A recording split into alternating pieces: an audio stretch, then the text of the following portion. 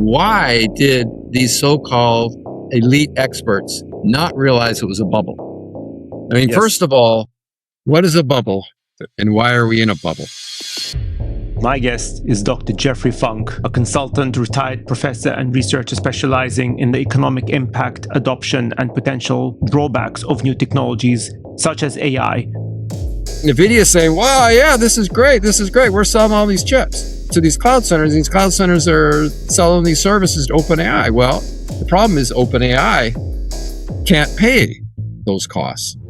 Is an author of multiple books, including the very popular Unicorns, Hype, and Bubbles, as well as over 50 academic papers. He strongly believes that technological progress is driven by genuine productivity gains, not just hype. So this just screws up the whole economic system. And suddenly it doesn't seem like a capitalist system where all these decisions are being made independently. Suddenly it sounds more like the Soviet Union's five-year plans or the communist Chinese system in the 60s of the Great Leap Forward. Right? This doesn't make sense. Right? These are families that are going to lose money. It's more likely going to be people like that who lose money than Jeff Bezos and Elon Musk and these other trillionaires. But what are the things that are happening that suggest the bubble's going to pop?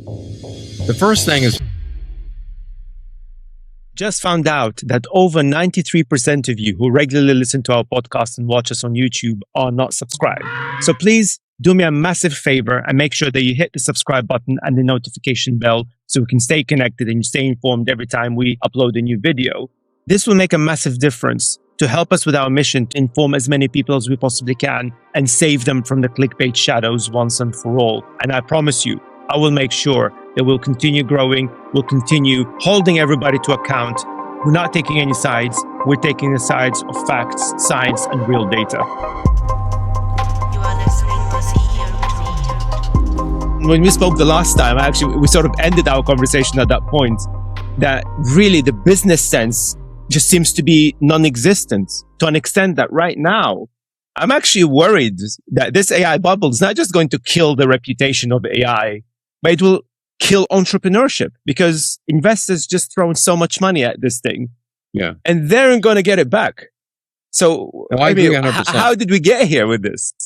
Yeah. Well, my last book, published in 2024, Unicorns, Hype, and Bubbles, was about this startup bubble that came before the AI bubble. It came in 2021, popped in 2022. It was about all these startups because really, for about 5 years there, it was record level of startup funding every year. Yes. Then it went down when the bubble popped, but now it's exceeded those previous records. So there was a whole bunch, and you know, what came out of that? The only company that is both profitable, startup that's both profitable and is among the top 200 or top 100 companies in terms of market capitalization is Uber. So I looked at companies way back from 1975 to like 2005. And there was 23 companies who were founded during those 20 years who ended up making money, making profits, and becoming part of the market capitalization of top 200. Right? We know it's all these big semiconductor, first it was semiconductor companies, then computer companies, then internet companies. 23. And yet since 2005, we can only find one, Uber. Now there's been some others that were in there very short times, not more than 2 years. The vaccine maker, maybe Palantir. Now Palantir was founded before 2005 though. Yeah. So the vaccine maker, there was the COVID vaccine maker. The startup system has not been performing well for a long time. And so generative AI, of course, as you're saying, you're right, it's bigger. It's going to cause a lot more losses. Now, for not only retail investors, but perhaps for them. I mean, this is part of the problem that most of the VCs made money on all those investments. It was the retail investors who lost money because most of those stocks, when they did IPOs, retail investors bought them up, and then the stocks share prices tanked, and all that money was lost. But that wasn't a lot of the VCs didn't lose money. And there are some who say that the VCs aren't going to lose money on this generative AI bubble, that they've already sold out. I don't know. I mean, it's hard to say, but you're right. Anybody who's smart, who's being contacted by a VC should say, hey, wait a minute. You guys haven't done well for a long time. We're not living in the age of Intel and Google and these other companies. We're living in the age of AI slop. Yeah. And that's the thing, because as you know, I try to predict things all the time. And to my credit, I have to say I've got most of my predictions correct, and I'm not here to brag. But also the big prediction that I made that turned out to be wrong. And you and I exchanged about this in LinkedIn. I think it was like just over a year ago, where I made the point that I believe that the AI bubble will pop by the end of 2024 or early 2025. Because by that point, it was already obvious that there was no ROI whatsoever. And it was already obvious that basically the cash burn was just completely out of control. And I thought, okay, surely the investors just going to see that. Surely the media will see it. Surely the so-called analysts will see it. Yeah. But no, they doubled down. And then, of course, that led to this new craze of data centers. And now we're talking about data centers in space. So effectively, they ignored the science. They ignored the simple business, the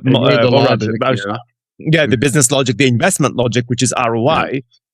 Yeah. And here we are right now. Of course, now we're seeing what's happening in South Korea, where there's at the time of the recording. So we're recording this on 30th of July, 2026.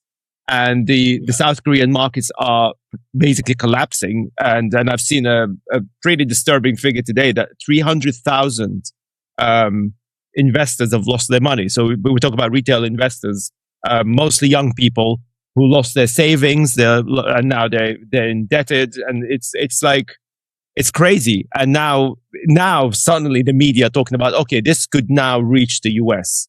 So do you know what happened in South Korea? I mean, what triggered this collapse all of a sudden?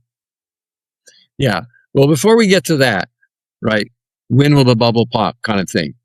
Yes. Let's back up, and because you raised a bigger point, is why did these so-called elite experts not realize it was a bubble?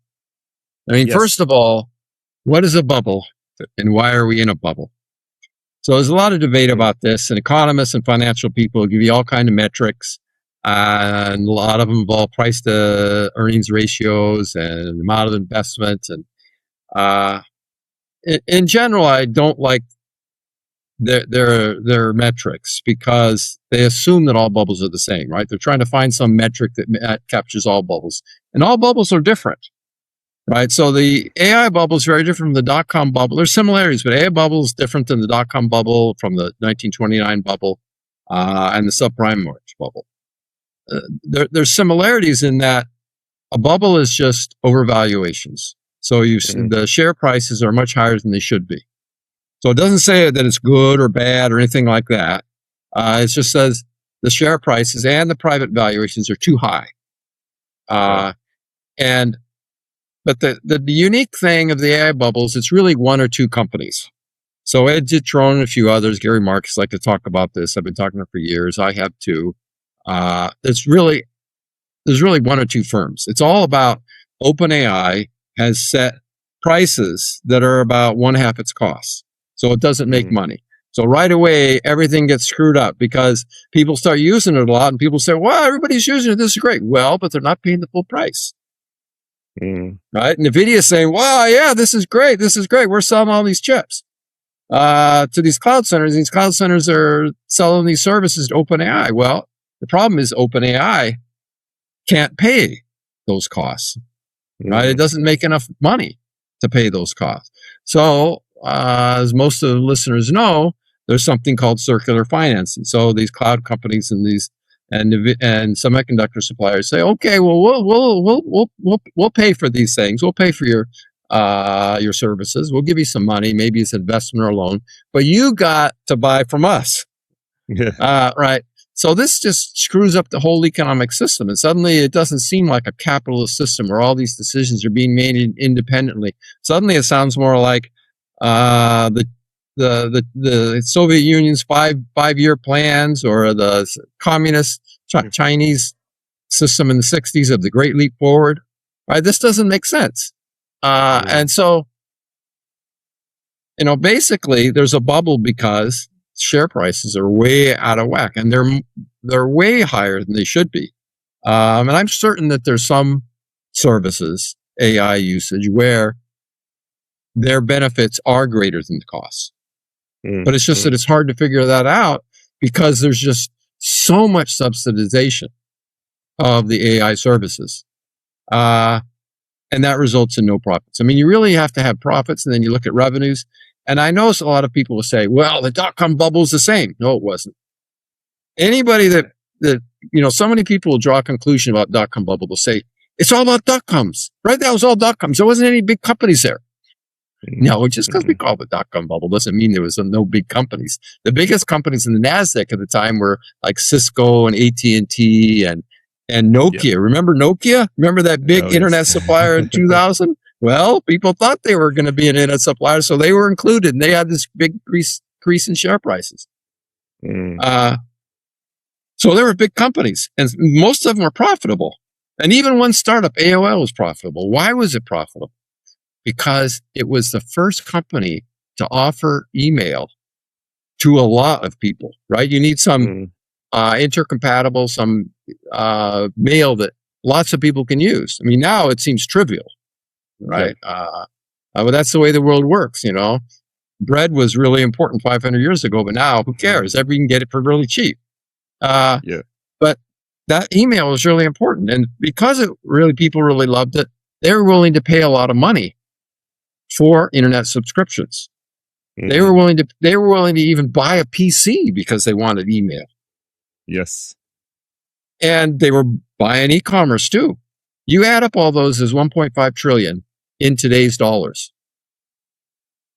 How much AI spending is being done by end users, either company or individual? It's less than 100 billion. And yet investments in generative AI are much bigger. All these cloud data centers, it's much bigger than was during the dot-com era. So right away, you know that this is special, right? Something's going on that's really weird. And I mean, a real simple way to think about any of these things is the price has to be higher than the costs. Otherwise, the revenues are meaningless. This is the way we ordinarily judge new technologies. How big is the market? Well, it isn't that big, even though the OpenAI set really low prices. So I know that economists will say, no, it's not a bubble because the price to equity ratios aren't that high. The investment isn't that high. And you think private to equity ratio for all the companies in the standard S&P 500 or Fortune 500 or something like that. Who cares? We're not talking about all these companies, right? In actuality, their price to equity ratio isn't high because they aren't getting any benefit from AI. Yeah, exactly. Right? The only companies getting benefit from AI really is NVIDIA, semiconductor suppliers, maybe the hyperscalers. We'll come back to the hyperscalers, these companies that operate these data centers. So a lot of the traditional ways that economists and financial people look at bubbles is useless. Now, when we talk about a bubble, we're not really talking about whether the technology is good or not. So if I say AI is definitely a bubble, I'm not saying that AI is lousy, right? Now, it's hard to determine, again, where AI is good because the prices have been set so low. But I don't doubt that there's some places that are better than others. I mean, coding seems to work well, making video ads, some editing of AI movies. slop as well. AI slop works really well, apparently. AI slop seems to work really well as well. Yeah. So people are making money off using AI to make AI slop and to sell content, for ads. But that's largely because it's just for an ad. So it's all they have to do is convince Google to give them ad money, right? And no one's going to really pay for a lot of that AI slop, maybe a few books. So I'm not saying that AI is bad. And I know a lot of people judge AI by this. They judge whether it's a bubble or not by saying, I use AI and it's great. Okay, that's good. I believe you. I believe that it's good for your application. But now you're extrapolating to other applications, right? You're kind of saying that, well, because it's good for me, it must be good for everybody. And therefore, it's not a bubble because it works for everybody. Well, isn't that simple, right? It's not that simple that you can do that.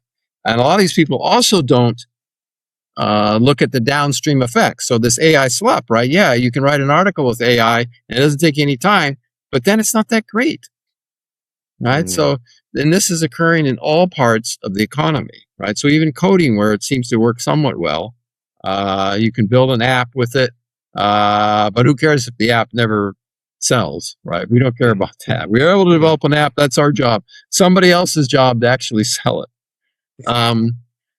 The other thing when we talk about it in a bubble that I don't like that people talk about is talk about, well, it has great potential.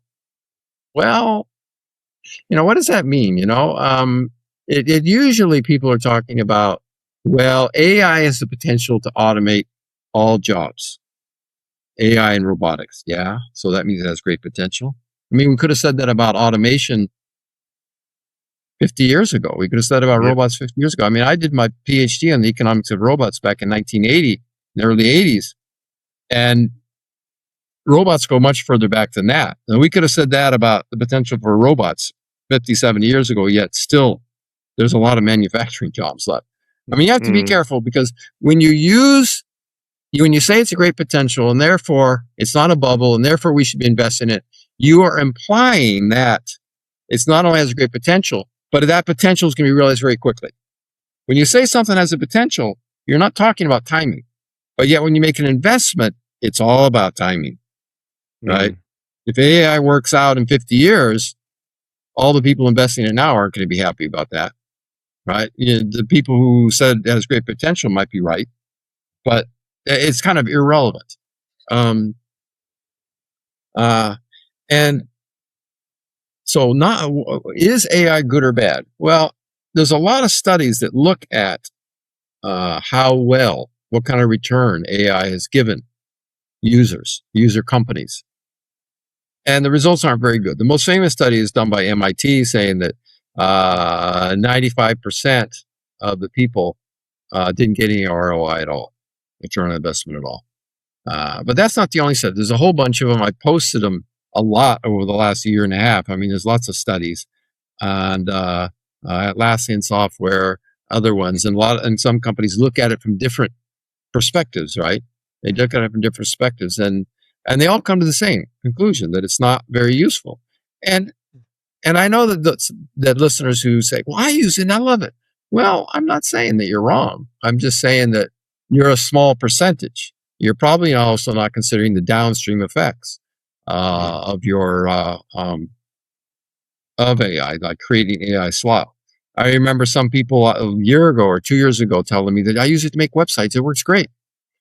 But you see, that doesn't mean that they got an ROI on it because the website then has to succeed. It's the same thing. You make an app and then the app doesn't succeed in business. There's a lot of ways to fail. And all of those aren't because of AI. There can be other things. So, which actually kind of brings me to the key point, because like what you're highlighting here, that there's literally no business sense anymore, right? It's like everybody's obsessed with the idea, like you said, okay, let's just build something new, build a website, build an app. And again, I've been on this podcast, I've been pretty brutally attacking vibe coding because it seems that the focus is all about, oh, we created an app. Okay, what about the security layer? Where does this app sit? And as you said, who sells the app? And for me, like what frustrates me about this thing, I mean, as you know, I've been also calling out the AI hype and the bubble, but mostly from the technical point of view, because I'm an AI architect and the kind of stuff that people are saying, I thought to myself, okay, you guys haven't got a clue what you're talking about. And this was like, what, 2 or 3 years ago. These academics and these financial people were looking at some metric, like price to earnings ratio, that's not relevant for the AI bubble because they're looking at the price to earnings ratio for all these companies. But the AI bottle is really OpenAI, Anthropic. Maybe you could throw in some hyperscalers and semiconductor suppliers. The other companies don't matter, right? So they're substituting statistical analysis for understanding. Too many elites do that. They have some, but there's some other reasons. I mean, that's part of it, but there's also the nonstop hype about AGI, artificial general intelligence. Everybody's going to get laid off. It's going to cure cancer, right? And there's 1,000 other. I mean, I've documented in an article about 10 or 15 of them. I mean, there's crazy. I mean, you remember a few weeks ago when people talk about open claw?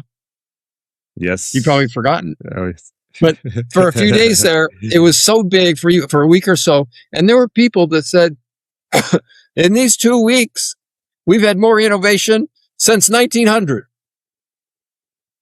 All of these things. Most of these people, elites included, don't even have a sense of what's happened over the last 100 years. And this is despite Robert Gordon writing his book in 2015, The Rise and Fall of American Productivity, and kind of explaining to everyone all the great innovation that went on from like 1880 to 1930.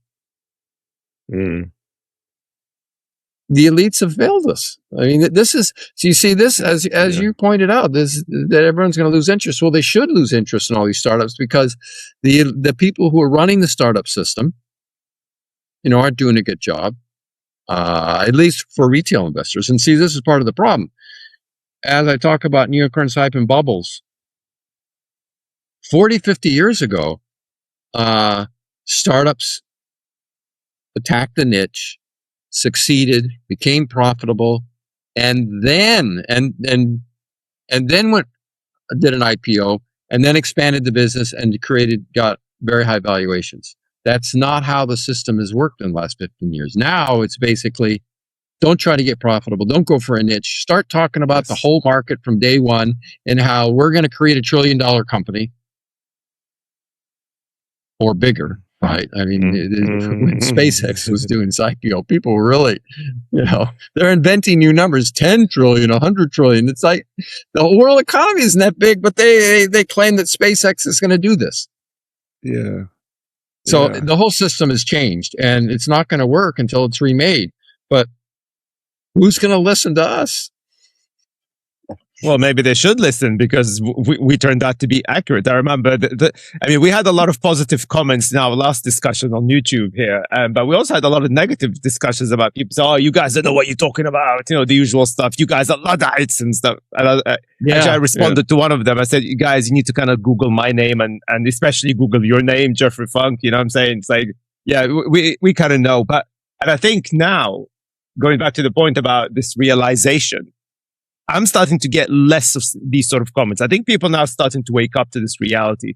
And ironically, I mentioned data centers the last time. And I think data centers could be the reason, because in the same way that people who didn't necessarily care about AI, I mean, there's a lot of people who don't care about AI, by the way. And they don't think, it's all a bit of a hype, blah, blah, blah. Okay, whatever. And it doesn't impact their lives unless, of course, a family member suffers from something like AI psychosis, that sort of thing. Then, of course, then we start seeing issues there. Yeah. But we were talking about the mass anger towards AI.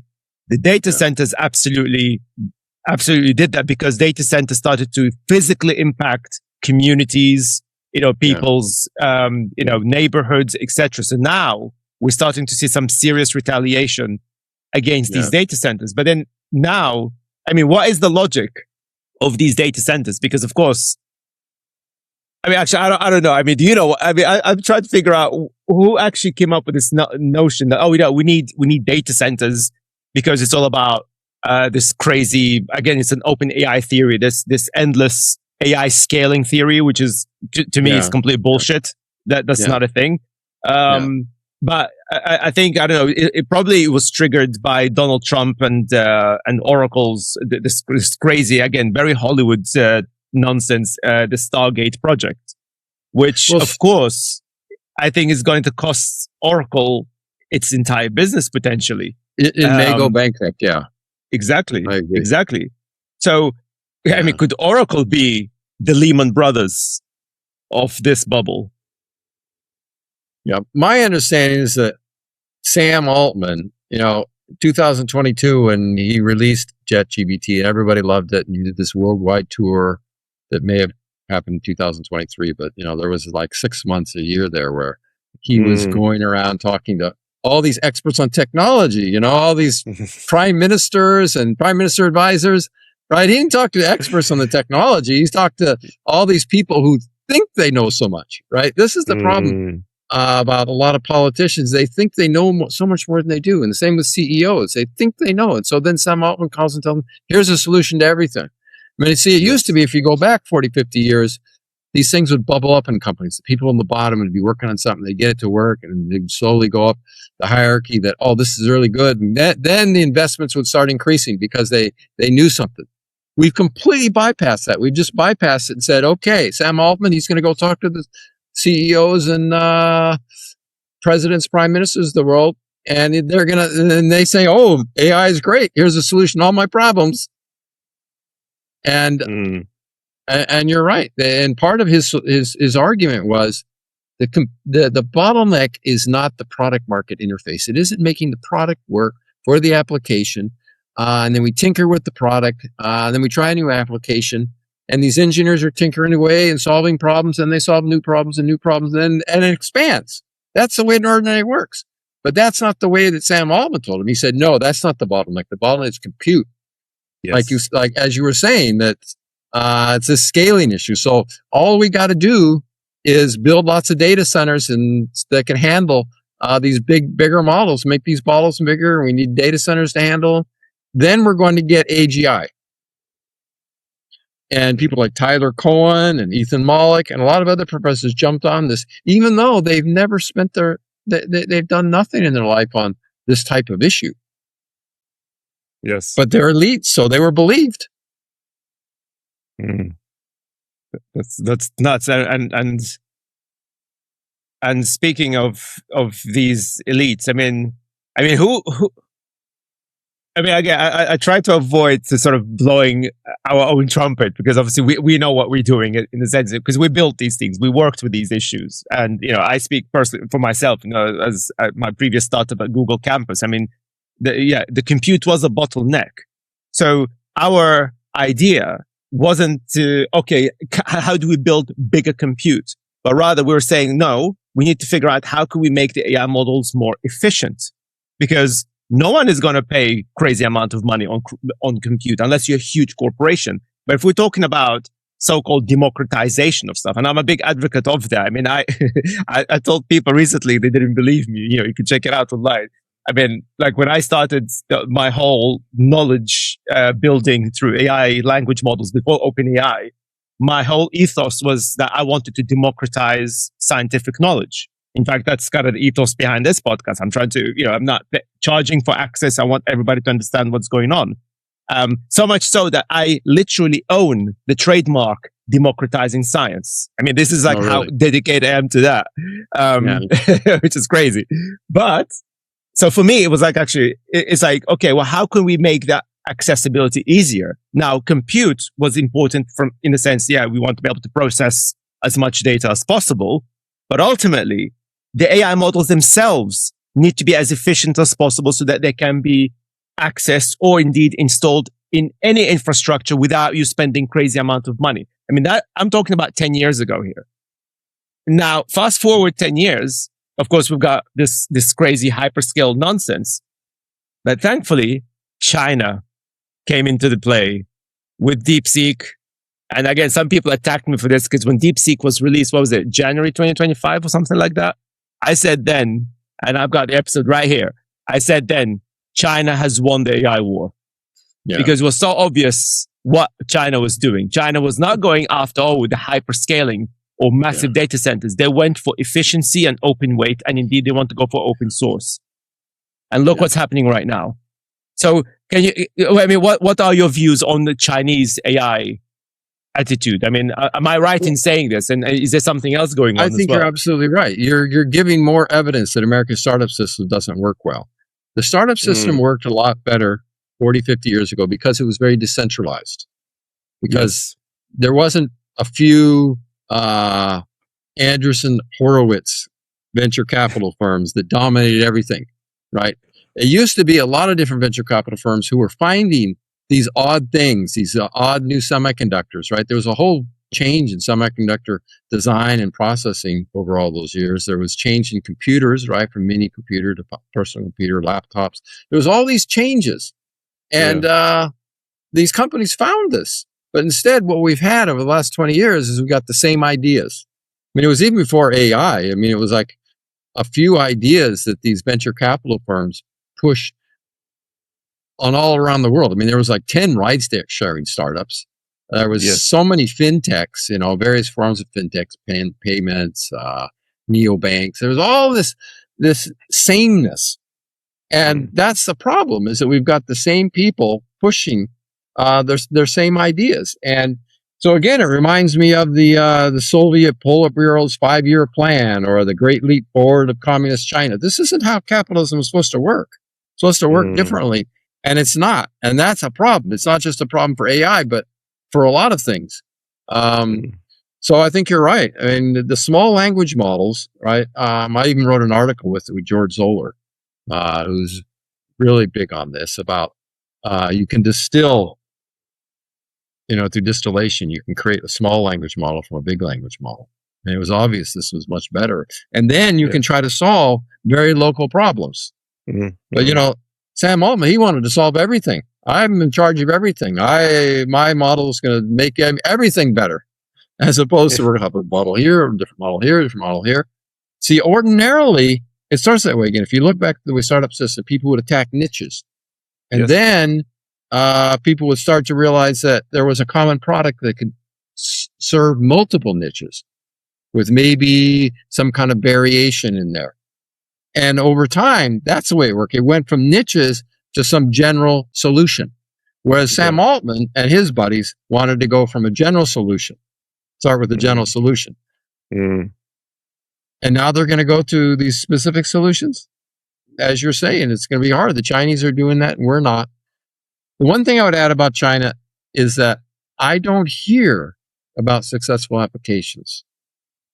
And they should be coming out. There should be talk about AI succeeding in coding or in something else. I mean, we do hear stuff about self-driving vehicles, and it appears they're more successful in China than here. But we should be hearing about it, all kinds of generated by. There should be those stories coming out. And, I know that people say, well, it's because it's in Chinese. Yeah. But that's still, there's people who can translate things from Chinese to English. There's lots of people in the world. And they would be, if there were some really good stories, they would be making out of China. But I don't hear them. So I'm not sure. I think that you're right that small language models are better, but I would like to see these stories. I would like to see these application success stories come out. Yeah. No, that's something I'm trying to look into. I'm trying to get insiders within China. If the listeners, if you know anybody, let us know. But you're absolutely correct. I mean, I mentioned Google Campus. When I joined that ecosystem, because at the time we're talking about early 2010s, Google in the UK, they were basically trying to bring in all of the smaller UK startups and talents, and one of those small talents was DeepMind. And basically, what we were all doing, as you said, we were all looking at specific niches. So for DeepMind, their AI was all about, at the time, it was really molecular visualization. It was focusing on material science, which is, of course, led to the creation to the brilliant AlphaFold. That's the AI model that they've been working on for a long time. As I mentioned here, my startup was about building language models to fight against healthcare misinformation. So that was our niche. But there are loads of other startups there that were focusing on specific areas. So there was indeed AI for banking. There was AI for AI startups working on cybersecurity, etc. No one was talking about AGI. And AGI, again, I want to remind the listeners that AGI as a concept is not new. In fact, the first paper about it, I think, as an idea, it came out in 2002, I believe. And at the time, my mentor and my late mentor, Professor Bob John, he just told me directly, that was complete bollocks. It's like, that's not how AI works, right? but no one was talking about AGI. And of course, as you said, Sam Altman just went on about AGI, and so did Dario Modi from Anthropic. And then very conveniently, they stopped talking about it, if you noticed, until very recently again, Sam Altman popped up and started talking about the singularity. And he was like, yep, we've got singularity. And then he started going on about that. It's like the genie to grants you whatever wishes you like. And I'm like, what the hell are we doing here? And people are still listening, Jeff. I mean, I guess the question for me here is like, the bubble, we'll come back to South Korean situation because the bubble will pop. I think now, finally, I see more analysts and these so-called experts are starting to talk about the bubble. Although there's quite a bit of hopium because they're going about, we realize that there's money being lost and cash is burnt, but they're still making money. I'm like, okay, that's not how business works. But let's, I want to be positive, I suppose. I don't know if we can be positive, but what happens after the bubble? That's the thing that I'm trying to figure out. What will happen after the bubble? Will people still continue listening to them? I don't know. What do you think is going to happen after the bubble? Well, first I want to talk about what are the things that are happening that suggest the bubble's going to pop. The first thing has been going on for at least a year in that the market finally realized that OpenAI was central to this bubble and that if OpenAI failed, right, because it was losing so much money, that some companies, there are big investors, people who loaned a lot of money would lose. So there was Oracle, so its share price dropped like 50% last year. CoreWeave, Blue Owl, Microsoft. So companies that are associated with OpenAI or the second is that suggests that there's a bubble that's going to pop is the hyperscalers cash flow. So the hyperscalers, firms like Google, Meta, Microsoft, these companies have invested so much in these data centers that their cash flow has gone negative. Now, what's interesting, cash flow and net income. Net income is profits versus losses, where any investment is treated as a cost by depreciating it. So if you spend $100 billion on something, like this year, well, then it doesn't show up as a cost. It shows up as depreciated. Let's say you appreciate over 10 years. So it's 10 billion each year over those 10 years. Now, of course, these data centers are depreciated much faster because these chips, their life is much shorter. So a lot of the hyperscalers are now net cash flow negative, which means that they will go have losses at some point in the near future, likely, right? Which is absolutely unthinkable. You're talking about companies that have monopolies. Yes. Right? They can charge any price they want. And they're still doing great in those monopolies. Amazon is still making money in e-commerce. Microsoft still has its monopoly with near monopoly with software. All those subscriptions they're getting. Google, I don't know if they're making less money. The people keep saying it's more expensive to do this AI search summary. So maybe that will happen. But right now, so far, they're still making these huge profits. So Meta, right, from social networks. So for them to go to lose money is absolutely, it's incredible. It's like, I don't think most people realize that this is feasible, that it will happen in the next few years, unless there's some great change, in the results and the money that's coming from these data centers. So, and the third reason is that it's costing these hyperscalers much more money to build these data centers. So there's something that finance people call credit default swaps. It's when when somebody loans the hyperscalers money, they invest in this credit default swap to make sure that they don't lose all the money if it doesn't get paid back. So they actually think they might lose money. And that raises the interest rates for these hyperscalers.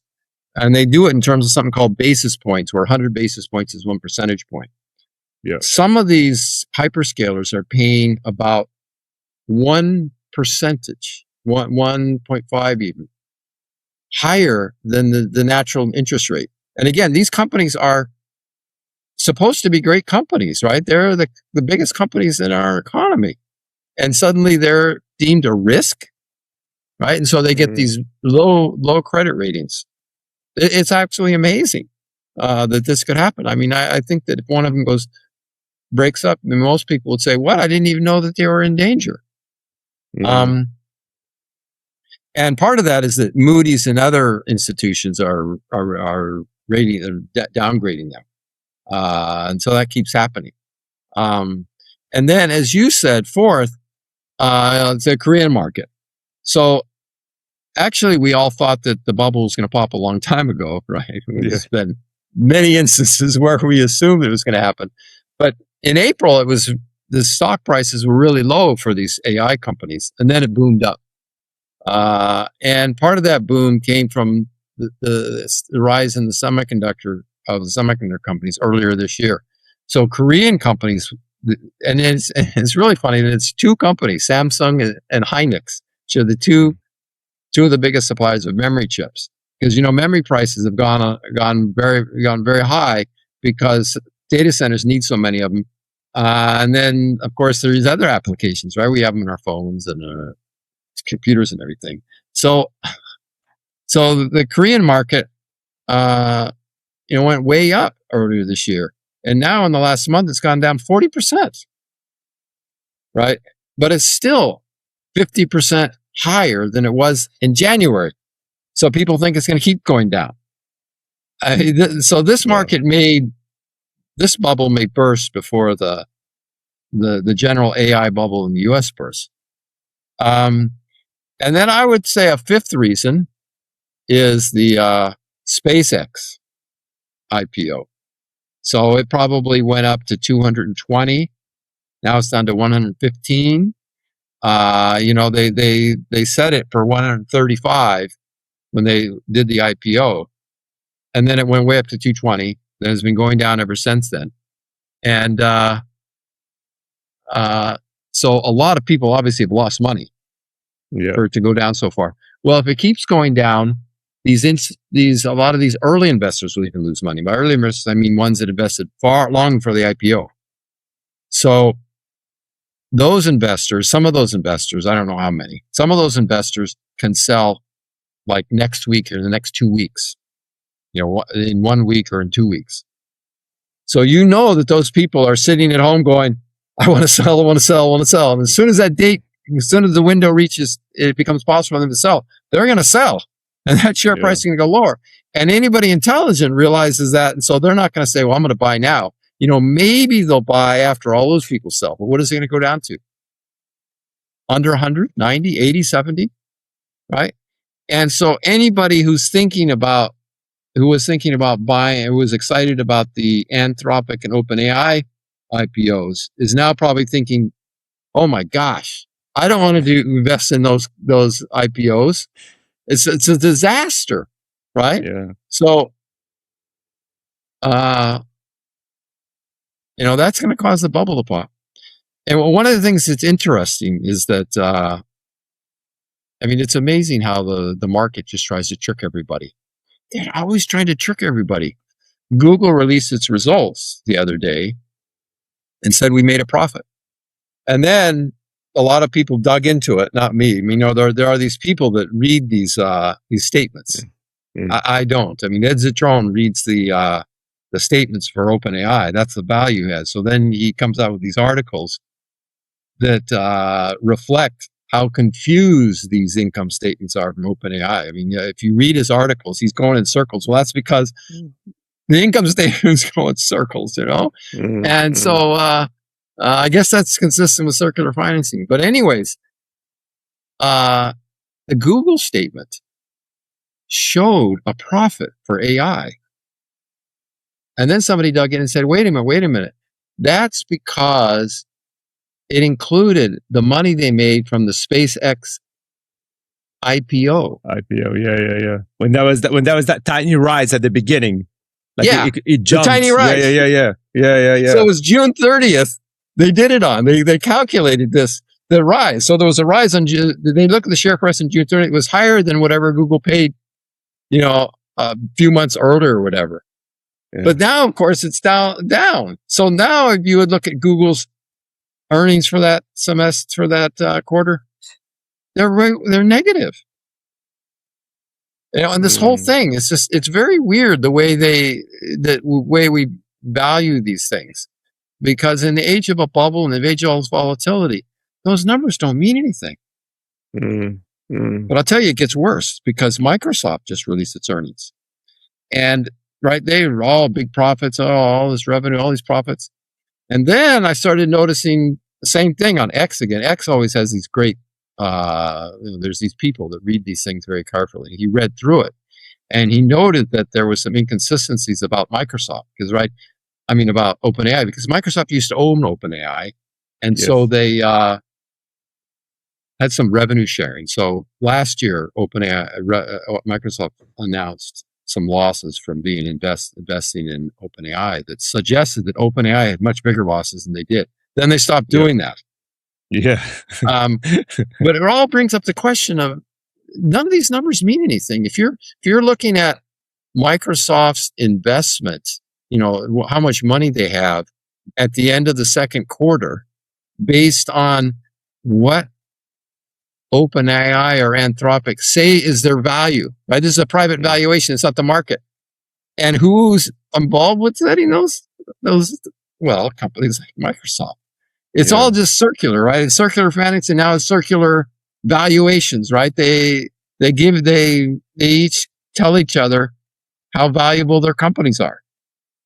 It's kind of, it's very scary, right? And this is all part of the bubble popping, because the media, they look at the headline, they see that, Google made money, now Microsoft makes money. That's what they put on the headline. And that's what the retail investor looks at. Yeah. But in reality, the story is much more complex. So, will this be, in a year, will there be lawsuits over this? I don't know. There's been so many of these cases.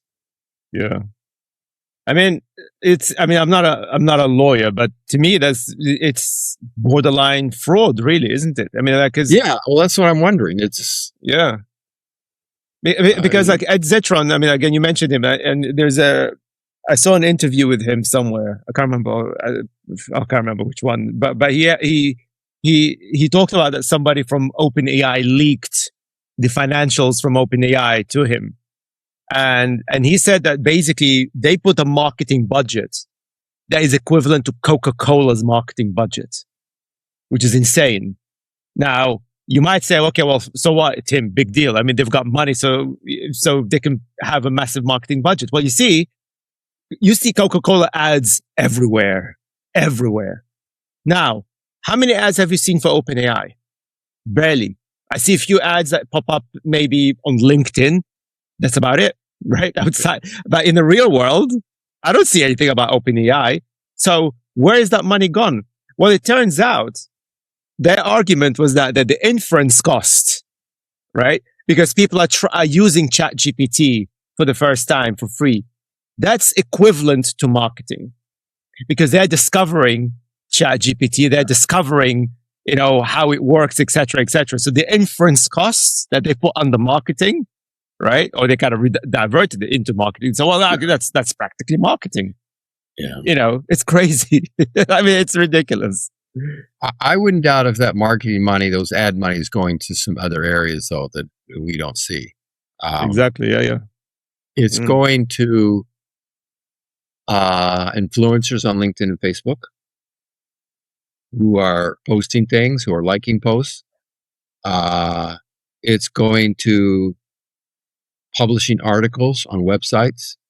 This has been around a long time. I remember when I wrote my What's Behind Technological Hype in 2019 in Issues in Science and Technology, there was a lot of talk about this. So I had this in the article that there's a lot of,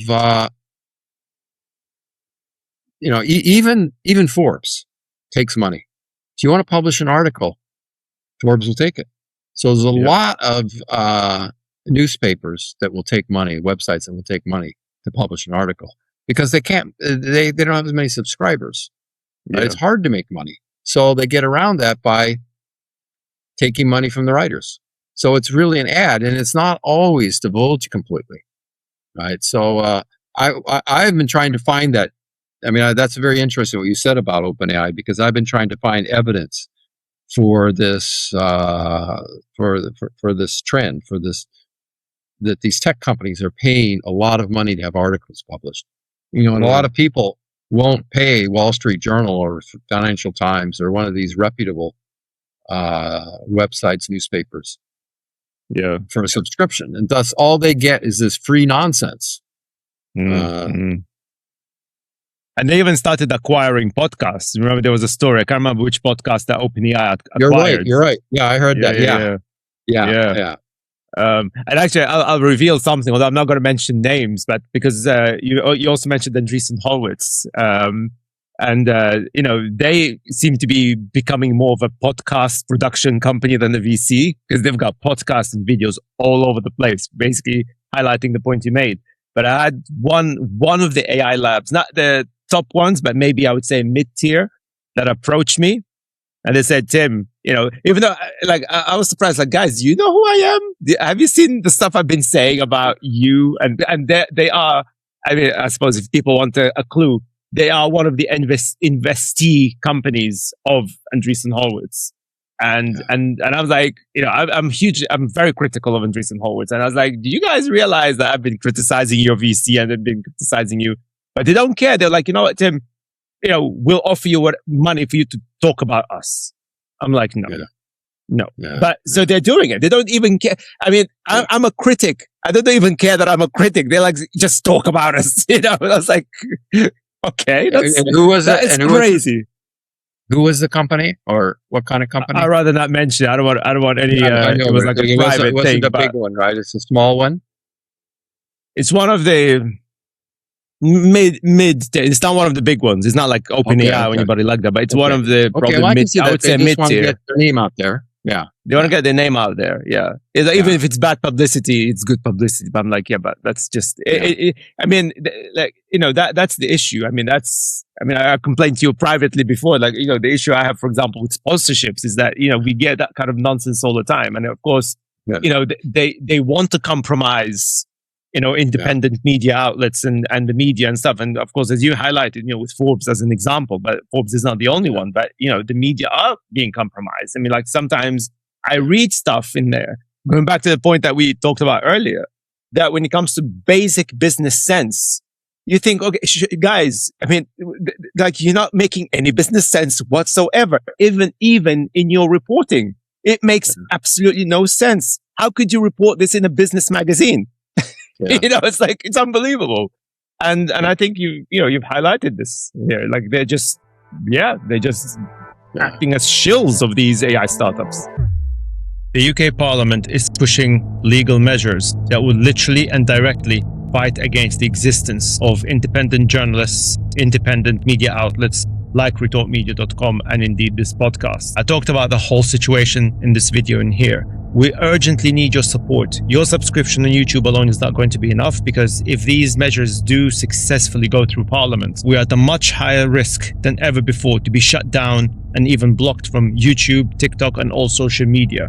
That's why I need your support. Please make sure you subscribe on retortmedia.com/support. Provide us with whatever financial support you can. You can become a member, or you can donate anything from $1 to $10,000 if you want. It's entirely up to you. But this is the only way we can stay connected together, because Retort Media is not hosted in the UK or in the United States, but in Europe. So we are protected in there. And I cannot believe that I'm saying this, but this is happening in the United Kingdom. It's crazy. It's unacceptable. It's sad. As a British person, I'm very heartbroken, but it is what it is. And the only way we can continue and for us to stay connected is for you to subscribe on retortmedia.com/support. Please do that as soon as you possibly can. And I appreciate your support. Now let's get back to the episode. I think I want to delve a little bit deeper into the Korean one, because like I saw a report today that effectively, you know, because the entire Korean market relies on two major companies. So SK Hynix, which is the memory chips one, and of course Samsung.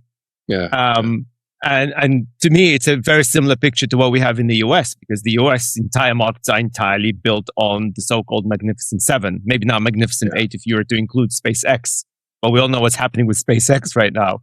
So effectively the collapse of the Korean market because of that high dependency on these two companies.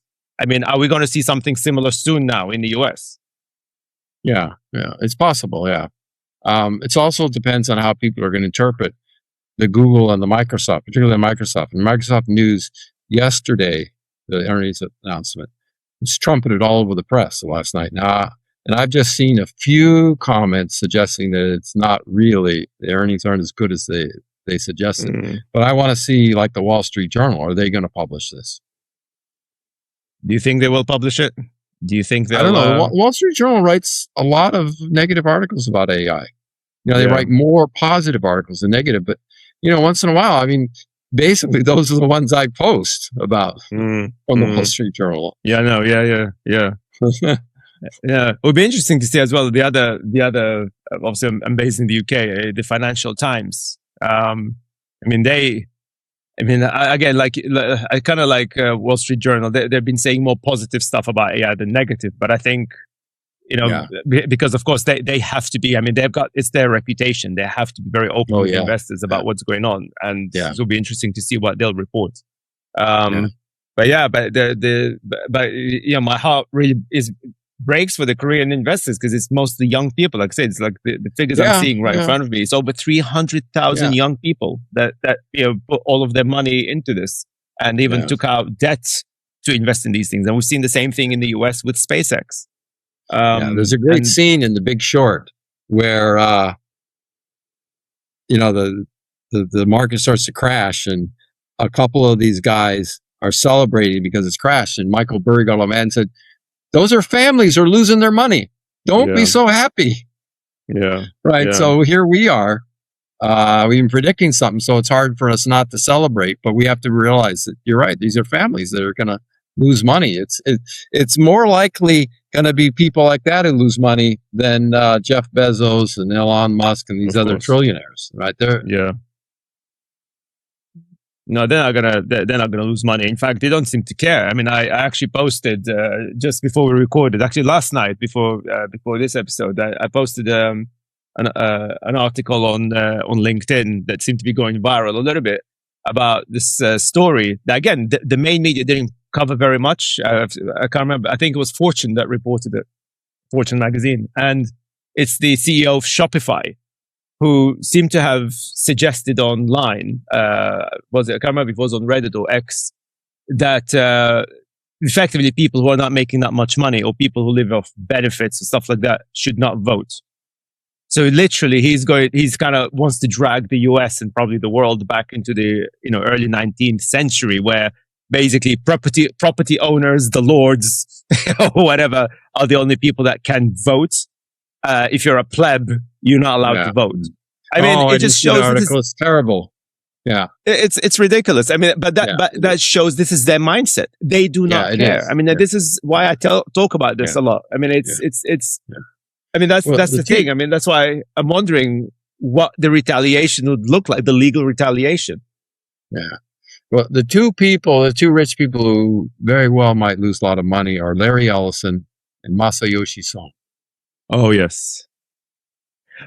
Actually, that's a great reminder. What did they get wrong? How come these two are the ones that could potentially lose all the money? I mean, I don't know. I lived for a long time in Japan, so Son was really famous. I mean, I lived there from some in the 80s, and then from 96 until 2003. And he was a god, and I really respected the guy. Well, he's like the Steve Jobs of Japan, right? Basically. Yeah, he's a nut. He turned into a nut, with these vision funds, right? He lost all that money. Vision funds. But what happened there? How did that happen? I mean, like, obviously that was all, we could see it with WeWork, right? That's when the craziness started, it seems. And then it just spiraled down ever since. Did, right? He started to believe that he was always right, Well, that's the whole point, that nobody can be always right. What about Larry Yeah. Ellison? Because Larry Ellison, again, perhaps from the political perspective, many people would disagree with his politics, whatever. But you can't deny the fact that the guy is very smart. I mean, you don't build a company like Oracle if you're not a smart person. And in fact, again, Age I used to seems have to a be lot a of bigger respect. issue with them. Age is a bigger issue with him than with Masayoshi Son. Really? Okay. Yeah, Well, too much ego, midlife crisis and stuff. Yeah, Ellison must be. Yeah, I don't know. Yeah. No, but it is very strange. These are the two. And that's why I said I've seen more people, analysts like the ones who I like to listen to, who believe really Oracle and SoftBank will be if you like, the two Lehman Brothers of this bubble. Yeah. I mean, it's unimaginable.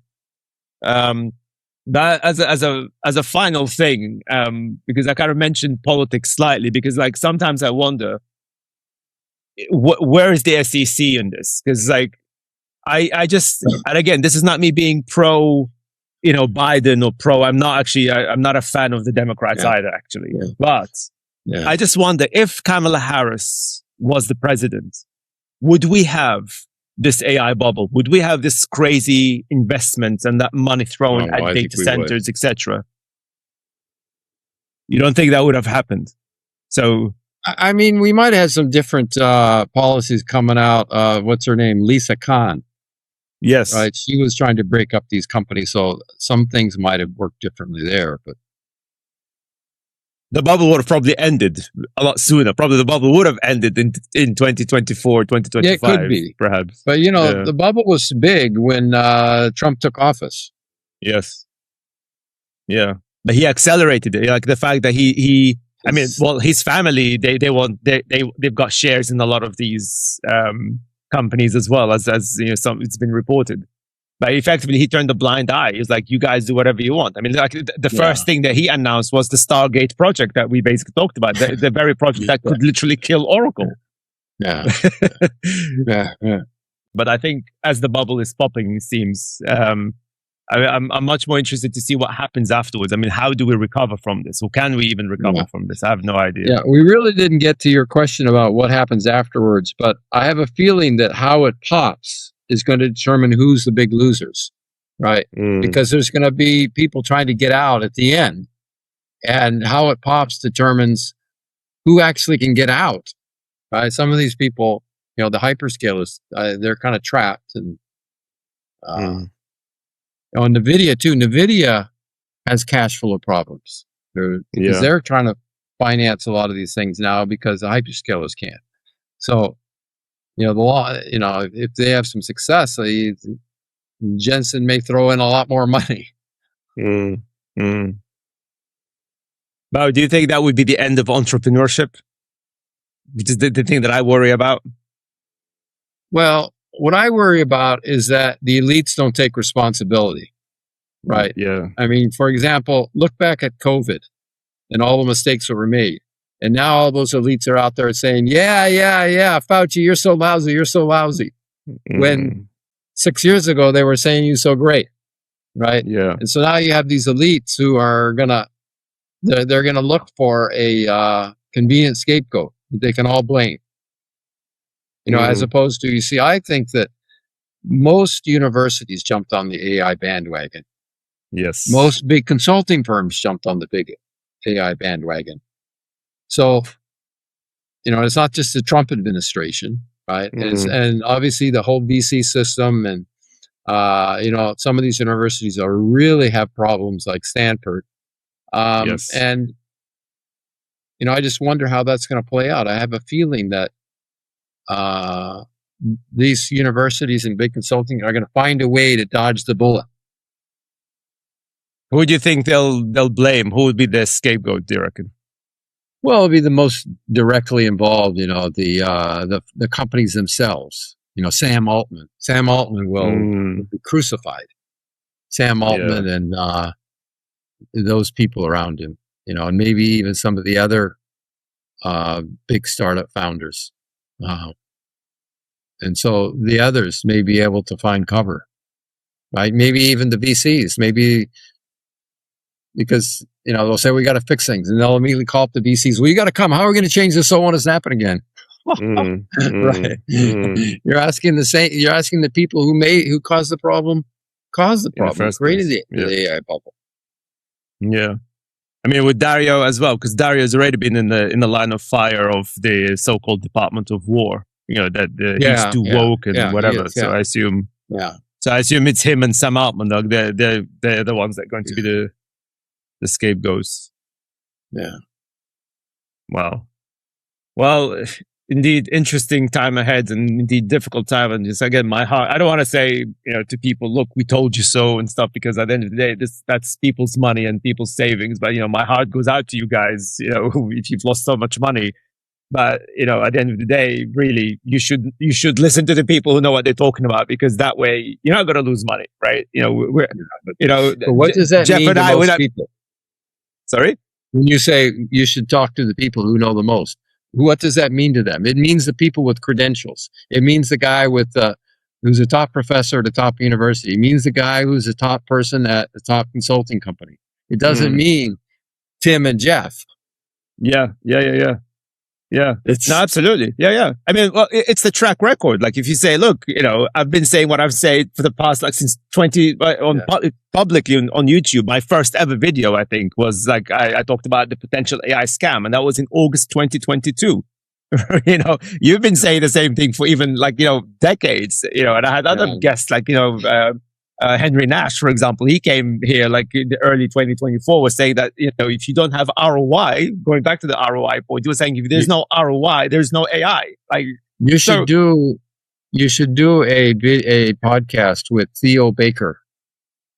He just published his book about Stanford, and he had written some of the articles about the Stanford president's fraud 3 years ago. Yes, he turned that into a book that came out about a month or two ago.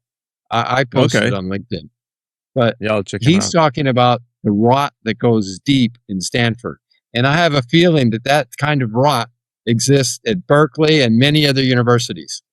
Wow. This isn't just Stanford. I would be interested to see. I'm actually surprised that his book hasn't received more attention. I think I didn't even hear about it. Going too far, because he's implicated all of Stanford. Wow. And you're talking about scapegoats. I mean, because I thought you would also mention universities, because the current administration is very anti, apparently all universities are woke and communist or whatever nonsense. So, something like that, I guess, they could be the targets of the blame as well. The right is going to try to do that. They're going to try to blame all this on the communists. Yeah. Yeah. Right. Oh, dear me. But we're talking to George Gilder. Do you know George Gilder? No. He is. You don't know George Gilder? He was in the Reagan I don't know him personally. Okay. Well, I know him personally because he's written some blurbs for my books, and I went to his conference a few years ago. I mean, he's just unrepentant. He's just capitalism is so good. And you can tell him, well, there's no competition. How can you say capitalism is so good? He won't stop and say capitalism needs competition, because it does. Otherwise, it's going to work right. Well, actually, you see, this is not really capitalism as far as I'm concerned. Actually, I'll have to. I mentioned him a lot. The British economist, Professor Richard Murphy. Say this to some of your podcast people. Call it National Socialism. National Socialism. That's what our form of capitalism is. Yeah. I mean, that's actually interesting. It's capitalism with a government overhead controlling it all. Well, but it's libertarianism as well, though, isn't it? I mean, that's what Richard Murphy was. Libertarian capitalism. Libertarianism, yeah. Because libertarian capitalism is really about extraction, and as you extract, in order to extract, you have to break. Yeah. And I think Richard Murphy, I mean, what he did say to me, that he believes this is not even an AI bubble anymore. He calls it the libertarian bubble. They ran out of ideas, and they're just extracting everything. Well, that's a good idea. Yeah. I mean, he believes the whole thing will collapse by the end of this year. I mean, he's pretty adamant about it. Even I saw a video of, like, not with our podcast Yeah, here. good, yeah. But he believes, he said it on this podcast back in March, but I saw another video recently where he still believes that 2026 will be the year where this economic model that we see in front of us will collapse. Because literally they're out of ideas, they're out of money. That's it. I mean, that's why I keep on thinking about entrepreneurship. You know, the future of the thing about new generation of startups. libertarianism, though, it's very, it's all very, it's hyper competition. It's lots of different people. I don't know, but in this case, these Andreessen Horowitz and Peter Thiel and these small number of entrepreneurs have gained control of the whole system in some way. I don't know how they've done it. Or maybe they're just copied. But so then it doesn't sound like libertarianism. It sounds like, I don't know, does the libertarian bubble suggest that there's a few people in charge? Yeah, basically. Okay, maybe that's a good term then. Yeah. I mean, that's because for me, it's kind of like I don't know, it's a form of communism. If you've got a few people at the top basically controlling everything, there's no competition. Yeah, well, it's crazy. Well, Jeffrey, thank you so much. And there anything that you want to announce? Where can people follow you? In LinkedIn, of course. That's your key platform. Yeah, follow me on LinkedIn, on x.com. My book, Unicorns, Hype and Bubbles. My monthly series of articles on Mind Matters. Okay. Yeah, we'll put all the links, as always, in the description. Yeah. That's great. But Jeffrey, again, thank you so much. Great to have you back. And hopefully we'll speak soon. Okay. Sorry if I talked too much at the beginning. Your eyes look a little glazed. I may have been talking too much. No. I'm just processing. But you probably could hear the squeaks in my head. Now, before you switch away, please make sure that you've subscribed on YouTube and follow us on Spotify and Apple Podcasts. Make sure you give us a 5-star review or whatever review that you think is fair, because otherwise your following there does not count. And if you can afford it, please consider becoming a member at retortmedia.com/support. You get some really cool goodies. You get direct access to myself and some of our guests. But more importantly, you fund all of the operations that we do here in relation to our infrastructure, the data monitoring, news monitoring, to make sure that we stay on top of everything. Thank you so much, guys. Much love to all of you, and I'll see you in the next one. Peace out.